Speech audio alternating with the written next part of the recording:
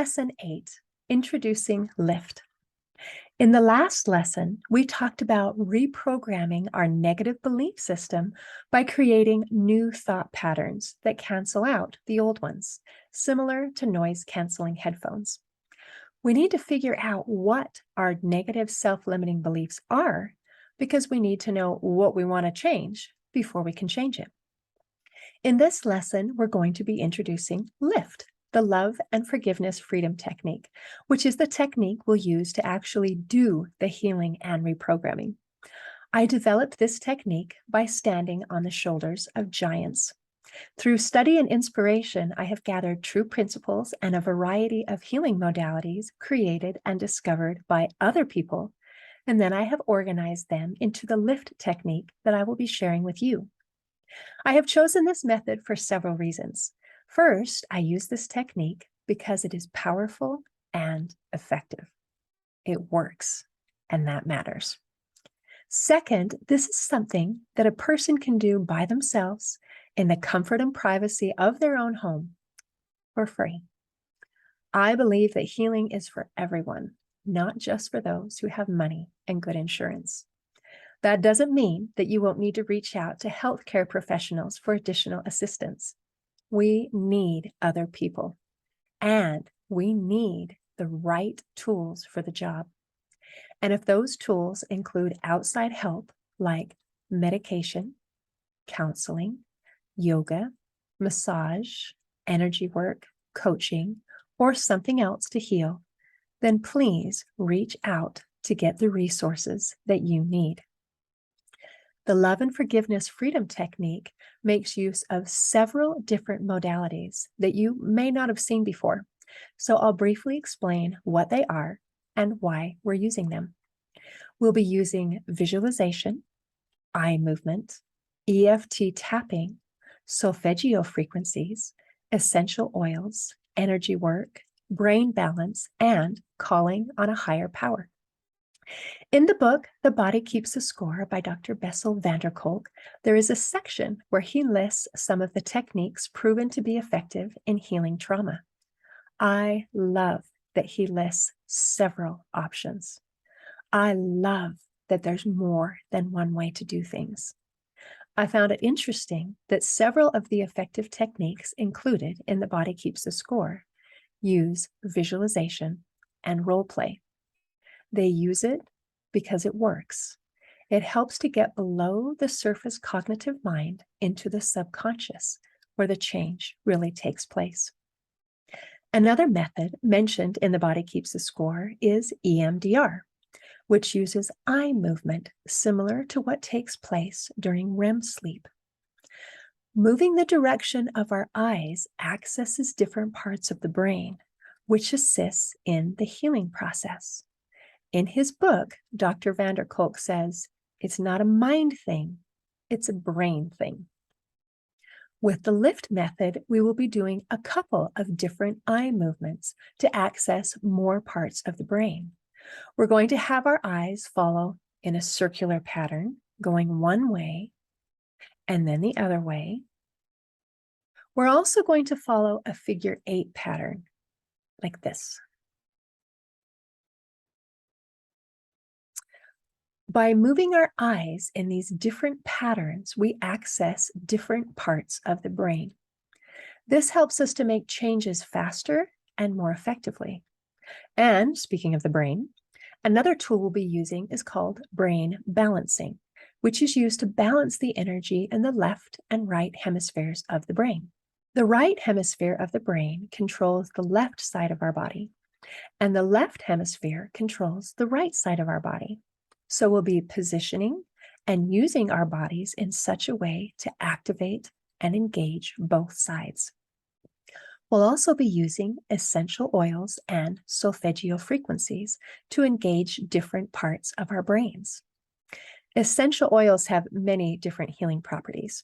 In this technique, we'll be using them mainly to engage the sense of smell, which activates more parts of the brain. And we'll also be using them as a tool for grounding by placing a drop on the feet. Because of the way we're using the essential oils, it actually doesn't matter which one you use, just choose your favorite. And if you don't have one, that's okay. Just carry on without it. The love and forgiveness freedom technique will still work because we have so many other modalities at work. We're also including solfeggio frequencies. Solfeggio frequencies refer to specific tones of sound that have a profound healing effect. They have been used for hundreds of years in Eastern cultures for their healing properties, but they haven't been well known in the Western world. In the 1970s and 80s, Western doctors and scientists like Dr. Joseph Puleo and Dr. Glenn Ryan began doing research on the effects of solfeggio frequencies and found that the Eastern world was right all along. Those frequencies do have a profound positive effect on our mental, emotional, and physical well-being. And since it's a resonance wave that can travel through tissue, it affects our DNA and heals our bodies on a cellular level. Different frequencies help with different issues. You can look up solfeggio frequencies on YouTube and you'll find a whole bunch of awesome playlists. They're really relaxing, and a lot of people use them to improve the quality of their sleep or just to manage stress. So you might be wondering why we're using all of these tools to stimulate a lot of different parts of the brain. Well, I had a wonderful conversation with Dr. Lloyd Glauberman, who created the hypnoperipheral processing technique and pioneered lifestyle intelligence. He explained how we can help the brain enter into a hypnagogic state by gently overloading the brain. When our brain enters this hypnagogic state, you are more receptive to change. Ideas don't just bounce off the conscious, they are able to enter the subconscious mind where the real changes occur. Current scientific estimates are that about 95% of brain activity is unconscious. This includes habits and patterns, automatic body function, creativity, emotions, personality, beliefs and values, cognitive biases, and long-term memory. If we want to make real changes in our lives, then we need to access and reprogram the unconscious or subconscious part of our brain.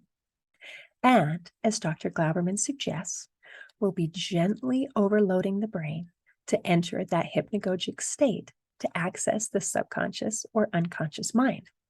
So, in part of the love and forgiveness freedom technique, I'm going to ask you to do several things at once. It will be a little like patting your head while rubbing your tummy at the same time, but not really. It might be a little challenging at first, but it will become easier with practice. The point is, everything that we're doing is done for a reason. We'll also be using EFT tapping. EFT stands for Emotional Freedom Technique and is a form of acupressure that works with the energy meridians of the body to restore balance. The tapping sequence that I'll be showing was developed by Dr. Melvin Fish, and it's a little different from the basic EFT sequences that most people teach. I have great respect for Dr. Fish and the results he achieves. His teachings and methods resonate with me. Finally, we will also be calling on a higher power for help. True healing comes through love and forgiveness, and there's no greater source of love and forgiveness than God. I am a Christian, so I will be using words like God, Savior, Lord, or Jesus Christ, but you can substitute the words higher power or the universe if that feels more comfortable to you. I will be teaching you two separate techniques.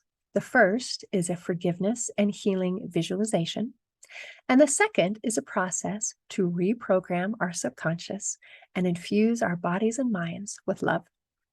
Most of the techniques I just explained are used in the second half, which is the reprogramming of our subconscious. Ideally, you'll do the forgiveness visualization first, followed by the reprogramming technique. But once you've learned these tools, they belong to you, and you may use them as you see fit. There's nothing here that can hurt you, and you don't have to worry about doing it wrong. Just keep practicing. But remember that your subconscious reprogramming will be more effective if you eliminate the source of those self-limiting beliefs. And that is done through forgiving and letting go. In the next lesson, I'll demonstrate the forgiveness and healing visualization. In closing, I'd like to share a quote by author Michael Leventhal. He said, "A healer's power stems not from any special ability, but from maintaining the courage and awareness to embody and express the universal healing power that every human being naturally possesses."